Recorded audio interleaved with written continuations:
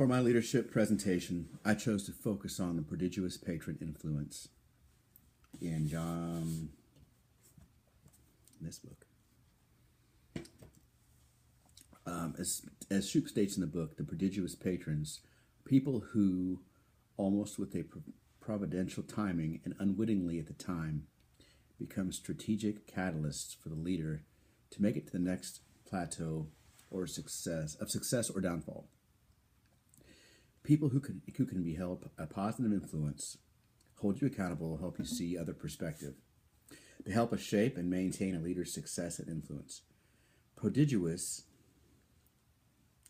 is used as it means monumental effect or outcome from a particular influence at a particular time. So now breaking down what a patron is. Patron is someone who does something on behalf of another and hence is a supporter of the person. It reminds me of what God calls us to do, to mentor and lead others to Him, live according to His grace, and build our leadership foundation on His principles. When I think of people over the course of my life, to some extent, they did come into my life to teach or guide my way through a certain time of my life. Once I made it through whatever the trial or whatever the situation was, they seemed to exit, not by design, it just seemed to happen that way. God was always there, placing people when I went and knew exactly what I needed and when. The point is, I firmly believe people come in and out of our lives by design. God surrounds us with people to help us walk through life. While difficult at times, we have to choose to be vulnerable and let God work through the wisdom and experience of these people who are available to us. While we will learn through our experiences, we have to be willing to listen, learn, and apply the knowledge of others to assist and guide our leadership. We need to surround ourselves with prodigious patrons who can keep us in check, help guide our decisions, and hold us accountable when necessary. The leadership theory that really supports Shoup's claim is coaching. And as many of you are athletes, you guys can very much identify with this influence. And the Leadership Challenge, which is this book, James Kouzes and Barry Posner make a great point when they say people can't do what they don't know how to do. If you're not open to coaching or willing to be vulnerable, it's difficult to know how to improve your effectiveness as a leader. Shoup's prodigious patron influence reinforces the importance in learning from peers or colleagues. Now I'm going to go do a couple examples of some leaders. I'm going to talk about some personal people that I'm familiar with, and also on a bigger scale, talk about some others. The first example is a situation that was an experience I went through earlier in my career. His name was Dwight O'Connell, and he was very strict, very regimented, a very dictatorship, and so having that influence on my working environment and in my ability to try to lead my team was very, very, very difficult. It wasn't a lot of leadership. It was more managing and trying to just keep the wheels on, and it was a very difficult situation to be in. And unfortunately, the 5 years I worked in that environment really shaped some of the views I had on leadership for probably the next 5 years beyond that. And it was all about what happened yesterday, what has happened last year, what are we going to do to manage our expenses, and so on and so forth. There was no innovation, no change. It was just the same thing, business as usual, but don't make the same mistakes twice, essentially. So situation was difficult until I moved on to my next position, which was at Kroger. I worked for a gentleman named Greg Tyler, and it wasn't until I worked for him that I really understand what leadership really looked like.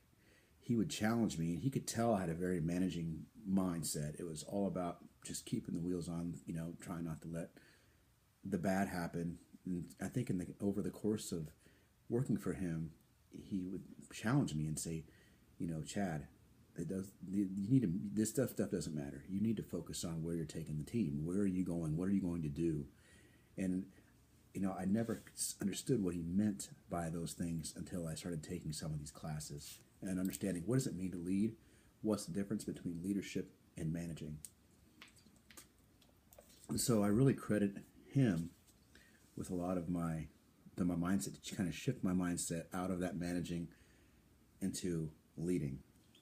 The next one to talk about is Jack Welch, who I'm just going to kind of just really touch on the next ones very briefly, so I can get through the rest of this. Jack Welch, he credits his successes in his undergraduate studies to the mentoring and involvement of his faculty, which is interesting as, he was very successful in his business as he moved throughout the course of his career. And, we look at some of our situations when we were young and as we've gone through grade school, high school, college, you think about the teachers who helped get you through those different classes or those different situations and have helped mentor you. Sam Walton was the next one. He credits his successes to his associates, but the most importantly, he credits his wife for his success. She wanted all small town values and help him build a family atmosphere within his Walmart atmosphere that he was building for himself. The next one I want to talk about is Colin Powell. Shoup talks about him, and this is an interesting. When he went to New York City College, he was really it was difficult, his new environment, all new to him, and he talks about his experience with Raymond the Bagel Man, which I thought was very interesting, and how Raymond the Bagel Man helped him feel comfortable in this new environment. So he's going through college, he has all these different professors, but at the end of the day, at the end of his collegiate career, Raymond the Bagel Man is the guy that he remembers the most, and the impression that guy left on him. So later on in his career, he credits his wife for his successes. And so, I think back on a situation for myself. I credit my wife with my success, my drive, and my willingness to succeed and achieve. I credit her with bringing out the best version of myself. She gives me perspective, whips me into shape when I need it, encourages and supports my dreams. I credit her with having the opportunity at being in mid-career where I'm at now in my career to complete my master's degree and move on to the next phase of my leadership journey. Without her, this opportunity of finishing school and taking my leadership journey in my life where I want to go, it wouldn't be possible. So moving on to the how does influence impact leadership today? This is huge. It's a huge impact when you have the ability to be self-aware of your strengths and weaknesses. It's a huge impact when you're able to improve your leadership style based on a weakness you may not have seen if someone hadn't pointed it out. A lot of being a success as a humble leader is how are you sending the message. So when you're leading, you don't know how you're being interpreted. You think you may be trying to deliver a message one way, and you end up doing it another way, and that's not how you want it to be interpreted. Consequently, if you have someone that's out there that's on your side that understands what you're trying to say, they can coach you and they can say, hey, Chad, I know you're wanting to send it over here, but the way it was interpreted was right here, and this is not the message you wanted to send. And so you might want to do that differently next time, or you might want to circle everybody back up and make sure that they're understanding and that they're clear on what you're trying to say. And I look back when I had my previous class, I interviewed Pam McGinnis, who was the CEO of Global Marketing. And it was interesting when I interviewed her, one of the keys, so I asked her, what are the keys to your success? As far as getting to the level of where she's at. And she credits her accountability partner. She credits her rise to where she's at through hard work, obviously accomplishments, but most importantly is having a mentor who can help guide her and coach her through different situations. Because when you're affected by something, you only see it one way. But when you have someone else that's not biased, it can help say, hey, look at it over here or look at it over here. That can help provide a different perspective for you and improve maybe your reaction or your approach to a certain situation. So, in summary, as far as the leadership, the influence impact, I want to use the words of Jack Welch, because the guy was very successful in throughout his career. He says, mostly, though, this is a story of what others have done.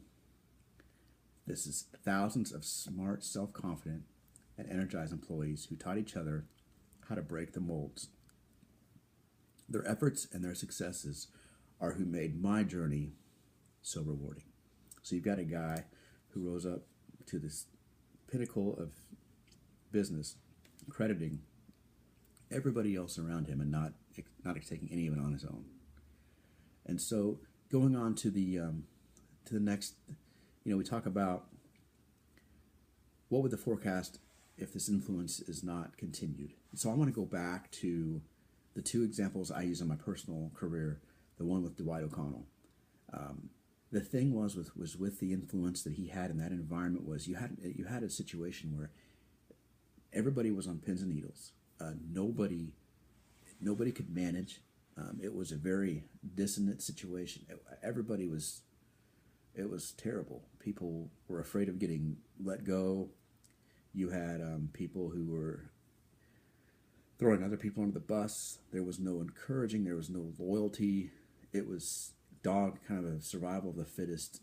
That was the environment, just because of the way he managed and the leadership style that he had put in those departments. So consequently, it wasn't healthy. So now you move over to when I was at Kroger. Greg was completely different. I mean, I know I made mistakes. I know I wasn't perfect. I know I approached situations that weren't. It wasn't the best way. However, rather than cut me down or just criticize, Greg would pull me aside and say, hey, I appreciate what you're doing. You did this really well. You're doing very good at this. However, I need you to improve that. And through that coaching, it really, I improved my leadership, improved leaps and bounds in the years I worked for him. So it was night and day situation, and I had all those bad thoughts in my head from working for Dwight, thinking, well, this must be normal, until Greg comes along and completely changes my whole thoughts on leadership, my ability to lead, and gave me confidence in what I was doing, knowing that he was loyal to me and he was loyal to the team, and the environment that I would worked in, everybody appreciated that. They appreciated it was a really laid back, relaxed environment while I was there, and I really thrived in that environment. It was something that I really, really, really loved and appreciated. So, you say, well, what might this influence look like in 200 years? Well, that is a long time from now. So that's a difficult one to predict. However, I do think people who have prodigious patrons will improve and successfully lead. And I don't see that changing over time. I don't see a situation where people aren't successful when they have others around them helping them grow throughout their career or throughout situations. None of us are perfect. And we all need someone that's going to help point out these opportunities for us to improve personally and professionally. So of all the examples Shoup listed, all the leaders that were in the text, they all had similar narratives ranging from strangers, friends, colleagues, mentors, followers, and most of the times you saw it was spouses. As these people are emerging in their leadership roles, you have their spouses that are supporting them throughout their lives. And when you surround yourself with prodigious patrons, one thing you have to remember that just as bad company corrupts good morals, good company reinforces good morals. So we'll be certain to think about that. So in closing, as we move forward in our leadership journey, it's important to remember what kind of legacy that you want to leave beyond yourself. So like I talked about, Greg Tyler, that's the legacy he left with me. I want to be able to be that kind of an influence on other people. So when people move on, they remember, what kind of leader was Chad? What did he do for me? How did he help me in my career? Those are the things that I want to be for other people. So think about the positive influence that we can bring and the importance of supporting and encouraging others as they develop. That's all I have for today. I appreciate everything, and thanks for watching.